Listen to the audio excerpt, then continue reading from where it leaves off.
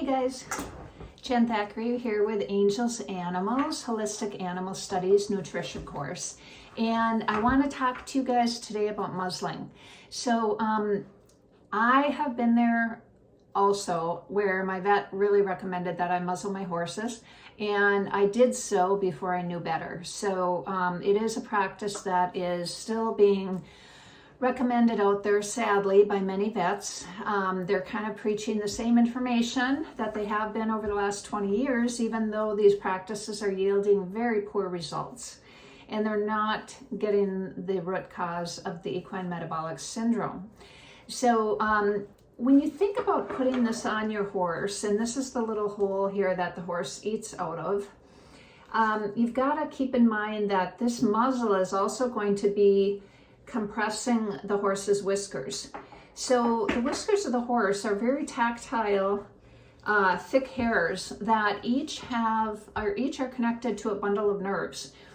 And you know, we know from studies that there are a lot of animals out there that are quite harmed by cutting their whiskers off. Rats, for example.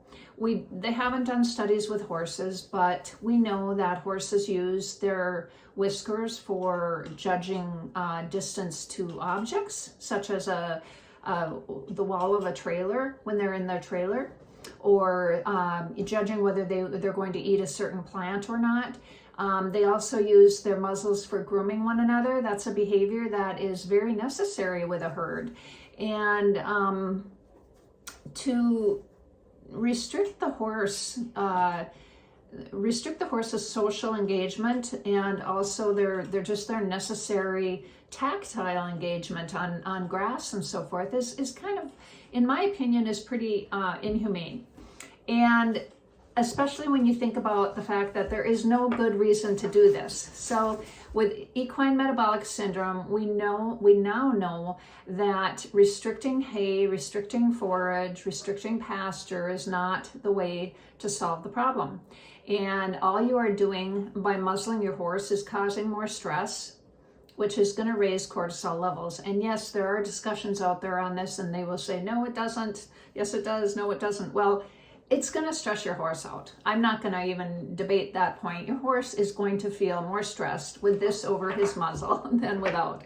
So, you know, please stop muzzling your horses. And we definitely do not want any of our nutritionists recommending muzzles out there. You know, the FEI, the International Dressage Organization, actually restricts trimming of the muzzles or trimming of the whiskers.